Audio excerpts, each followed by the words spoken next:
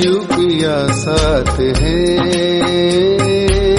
शिव पिया साथ है। नमस्कार मित्रों, मैं नितिन योगाचार्य। मेरे YouTube चैनल में आपका बहुत बहुत स्वागत है।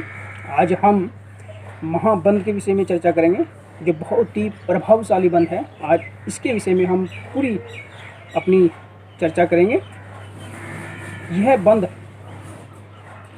बहुत ही प्रभावशाली बंध है और तीनों बंध, जालंधर बंध, उड़ियान बंध और आपका मूल बंध, इनसे मिलने वाले जो सभी लाभ है वह एक बंद करने से आपको पूरी तरह से मिल जाएंगे। परंतु महाबंद करने से पूर्व आपको तीनों बंदों का अभ्यास करना आना अति आवश्यक है। मैंने अपनी पिछली वीडियो में जालंधर बंद, उड़ियान बंद और मूल बंद के विषय में विस्तृत जानकारी आपको दी है। उसमें बताया है आपको किस प्रकार से इसको करना है, और तीनों बंदों का लिंक मैंने डिस्क्रिप्शन बॉक्स में डाल दिया है।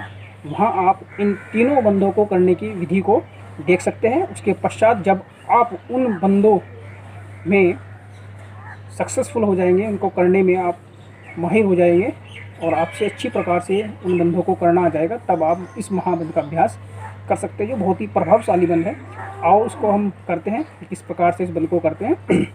इस बंध को करने के लिए सर्वप्रथम आपको पद्मासन और सुखासन में एक आसन में आपको बैठ जाना है। पद्मासन लगाने के लिए आपको दोनों पैरों को सामने की ओर फैला लेना है।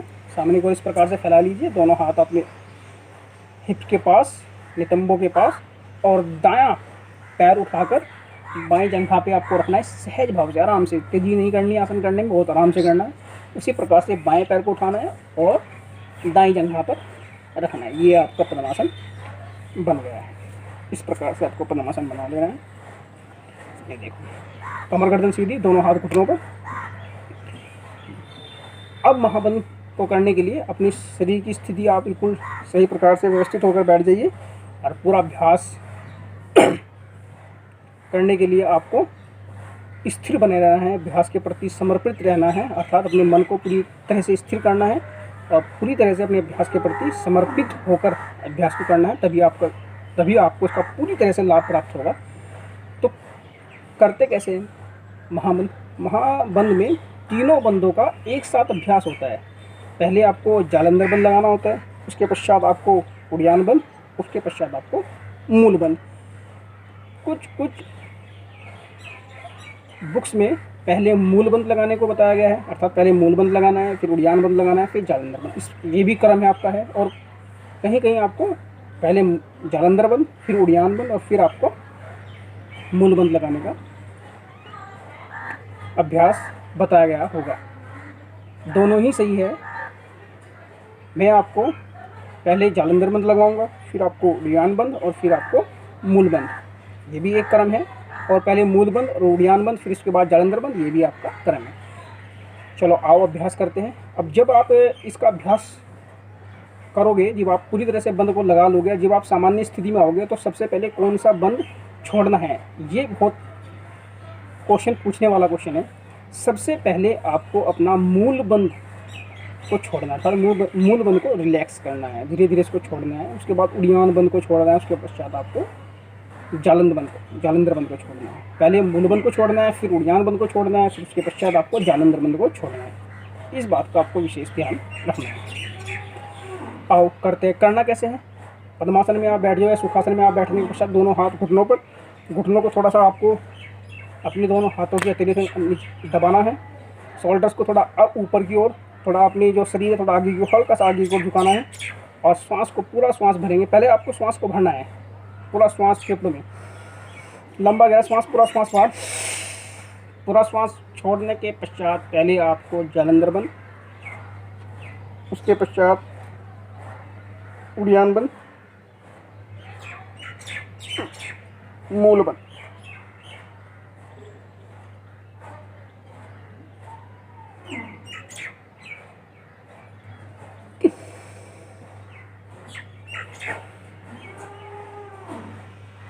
पहले आपको जालंधर बंद मैंने आपको बताया था, जो हमारी हंसली है, अर्थात हंसली का जो बीच वाला पोर्शन, इसको हम कंठ को बोलते हैं। कंठकूप में अपनी ठोड़ी को लगाना है। उड़ान बंद किस प्रकार से लगाना है, मैंने पिछली वीडियो में आपको बताया कि अपनी जो पेट है, इसकी पेट को अपनी स्पाइनल कॉर्ड, अपनी रीढ़ की हड्डी की ओर जितना आप खींच सकते हो उतना खींचने का आपको अभ्यास करना है, जितना आप खींच सकते हो अपनी क्षमता के अनुसार। मूल बंद किस प्रकार से करना है आपको, जो हमारा गुदा प्रदेश है, उस गुदा प्रदेश की जो मांसपेशी है उसको संकुचित करते हुए, अर्थात उसको संकुचित करते हुए ऊपर की ओर खींचना है इसको। इस प्रकार से आपने देखा होगा कि जो जितने पशु आदि है, पशु आदि घोड़ा इत्यादि जो पशु है वे मल का त्याग करने के पश्चात अपने गुदा मार्ग को अंदर की ओर संकुचित करते हैं।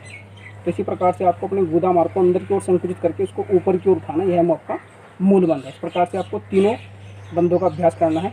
यह बंद आपको 3 से 5 बार करना है, अर्थात 1 से 2 मिनट तक आप महाबंद का अभ्यास करते हो। जैसे मैंने अभी एक अभ्यास किया है, कुछ समय के पश्चात लंबी गहरी सांस लेने के पश्चात उसके बाद फिर दूसरा अभ्यास करना है। पहले आपको दोनों हाथों को अपने घुटनों पर रखना है। घुटनों पर रखने के पश्चात लंबा गहरा श्वास, पूरा श्वास बाहर, जालंधर बंद, उड़ियान, फिर मूल।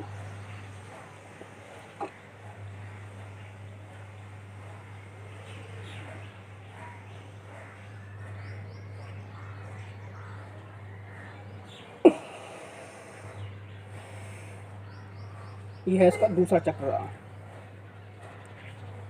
इस प्रकार से आपको इस बंद का अभ्यास करना है। अब थोड़ा इसमें कुछ बातें भी है, थोड़ा आपको ये ध्यान रखनी है। जब आप महाबंद का अभ्यास करते हैं, किसी भी एक आसन में बैठने के पश्चात आपको अपने दोनों हाथों को घुटनों पर रखना है और फिर उसके बाद लंबा गहरा श्वास लेकर पूरे श्वास को बाहर निकालना है। बाहर निकालने के पश्चात आपको पहले जालंधर बंद लगाना है। उसके पश्चात फिर आपको उड़ियान बंद, अपनी मसल्स को पूरा अंदर की ओर खींचना है। श्वास आपका बाहर ही रहेगा, श्वास को आपको बाहर ही रोक रखना, पूरा शरीर को खाली कर देना है। उसके बाद फिर आपको मूल बंद का अभ्यास करना है। उसके पश्चात धीरे धीरे श्वास को भरते हुए पहले अपना मूल बंद को छोड़ना है, फिर आपको जालंधर बंद छोड़ना है, फिर आपको अपना पहले आपको उड़ियान बंद छोड़ना है, फिर उसको जालंधर बंद छोड़ना है। तो धीरे धीरे अपने गर्दन को सीधा करना है और सामान्य स्थिति में आपको आना है। और जब आप इस बंद का अभ्यास करेंगे तो आपको अपने चक्रों पर ध्यान लगाना है। जैसे आपका ये मूलाधार चक्र रहा, जो जहाँ पर आप मूल बंद लगाते हैं वहाँ पर मूलाधार चक्र होता है, उस मूलाधार चक्र पर ध्यान लगाना है। जहाँ पर उड़ियान बंद आप लगाते हैं वहाँ पर मणिपुर चक्र होता है, मणिपुर चक्र पर ध्यान लगाना है। और जहाँ आपका ये जालंधर बंद होता है, यहाँ पर आपका विशुद्धि चक्र होता है, आपको विशुद्धि चक्र पर ध्यान लगाना है। ध्यान आपको कहाँ लगाना है, मूलाधार चक्र पर, मणिपुर चक्र पर और विशुद्धि चक्र पर। श्वास का आपको विशेष ध्यान रखना है, श्वास को पूरा भरना है, पूरा श्वास को बाहर निकालना है। उसके बाद ही आपको बंदों का अभ्यास करना है। आंखें आपकी बंद रहेगी और जितनी देर तक, जितने समय तक आप श्वास को रोकने में सक्षम हैं, उतनी ही देर तक आपको श्वास को रोक कर रखना है। अपने बंद को, अपने अभ्यास को बनाकर रखना है।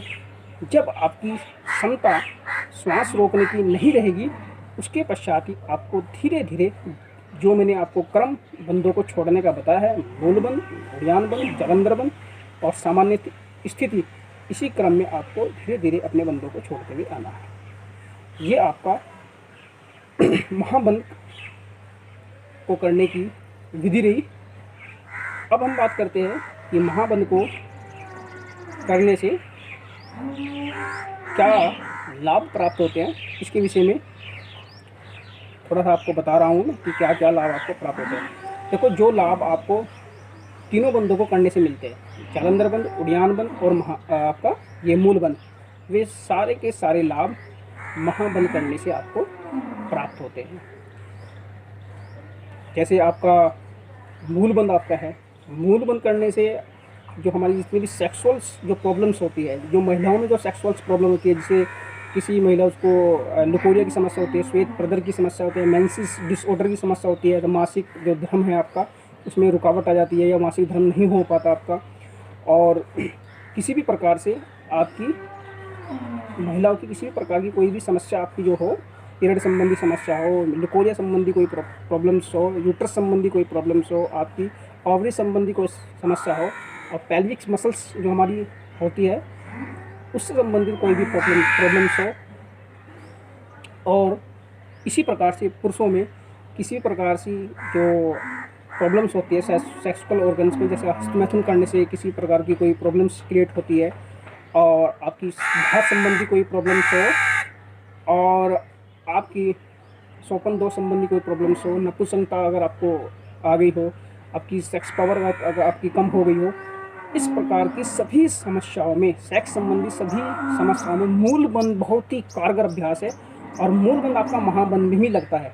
तो इसी प्रकार महाबंध इन समस्याओं को खत्म करने के लिए भी आपका कारगर है, क्योंकि महाबंध में मूलबंध भी लगता है। ये मूलबंध लगता है तो मूलबंध से मिलने वाले सारे बेनिफिट्स आपको महाबंध से भी प्राप्त होंगे। और मूलबंध का आध्यात्मिक महत्व भी है कि यह मूलाधार चक्र में सोई हुई आपकी कुंडलिनी शक्ति को जागृत करता है। तो महाबंध भी आपकी कुंडलिनी शक्ति को जागृत करने में बहुत ही प्रभावशाली अभ्यास है, बहुत ही इफेक्टिव अभ्यास आपका है।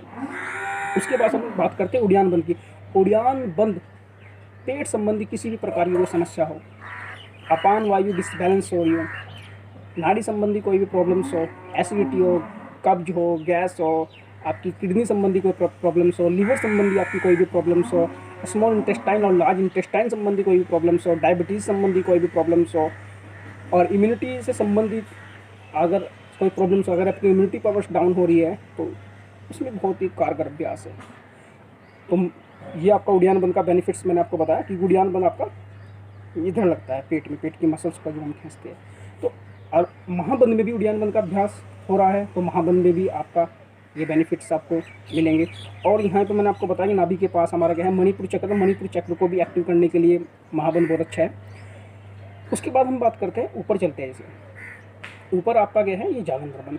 जालंधर बंध का बेनिफिट्स क्या है? जालंधर बंध जो गले संबंधी कोई भी प्रॉब्लम्स हो, टॉन्सिल्स इत्यादि हो, या फिर हमारे यहाँ थायराइड ग्लैंड्स और पैराथायरल ग्लैंड्स है, थायराइड और पैराथायरल संबंधी किसी भी प्रकार की कोई समस्या अगर कोई व्यक्ति को हो तो उससे बहुत ज़्यादा बेनिफिट्स इस अभ्यास को करने से आपको मिलेगा। तो कहने का मतलब मेरा यही हुआ कि जो तीनों बंधों का संयुक्त अभ्यास है, जो तीनों बंधों का जो संयुक्त अभ्यास है, उसका जो बेनिफिट्स आपको मिल रहा है वह आपको एक महाबंध करने से आपको प्राप्त हुआ है। ये तो आपको महाबंध के बहुत ही प्रभावशाली अभ्यासों के बारे में आपको पता लगे। कुछ छोटे छोटे अभ्यास हैं, थोड़ा मैं बता दूँ। वीर्य की रक्षा करता है, जो हमारा वीर्य है जिसको हमने बिंदु भी कहा, उस बिंदु की, उस वीर्य की रक्षा करने के लिए महाबंध का बहुत ही ज़बरदस्त बेनिफिट है। उसके बाद हम बात करते हैं, हमारी तीन मुख्य नाड़ियाँ हैं, ईड़ा नाड़ी, पिंगला नाड़ी और आपकी सुषुम्ना नाड़ी।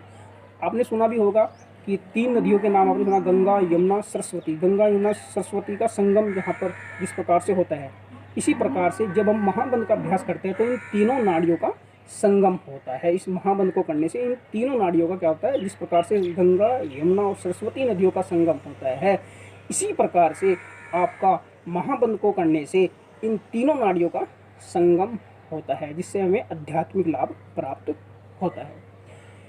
ये इसके कुछ बेनिफिट्स से, और आशा करता हूँ कि आपको महाबंध के विषय में विधिवत पता चल गया होगा कि इसको किस प्रकार से करना है।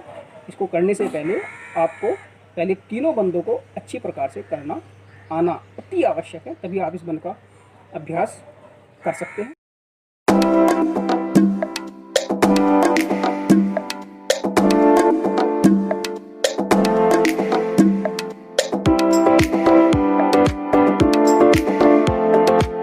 ये आपका महाबंध रहा। आशा करता हूँ कि आपको महाबंध से संबंधित जो जानकारी मैंने आपको दी है आपको अच्छी लगी होगी। अगर आपको वीडियो अच्छी लगी है तो आप वीडियो को शेयर कीजिए, लाइक कीजिए और चैनल को सब्सक्राइब कीजिए, जिससे योग को जानने वाले साधक या योग में रुचि रखने वाले साधक या योग से स्वास्थ्य लाभ प्राप्त लेने वाले साधक, किसी भी प्रकार के जो साधक है, जो योग से संबंधित कोई भी जानकारी रखने के इच्छुक है, जो योग में रुचि रखते हैं, तो ऐसे व्यक्तियों के पास यह वीडियो पहुंचाइए, जिससे सभी व्यक्तियों को आध्यात्मिक और सामाजिक और नैतिक और शारीरिक और हर प्रकार से उसको लाभ प्राप्त हो। इसी आशा के साथ आप सभी को नमस्कार।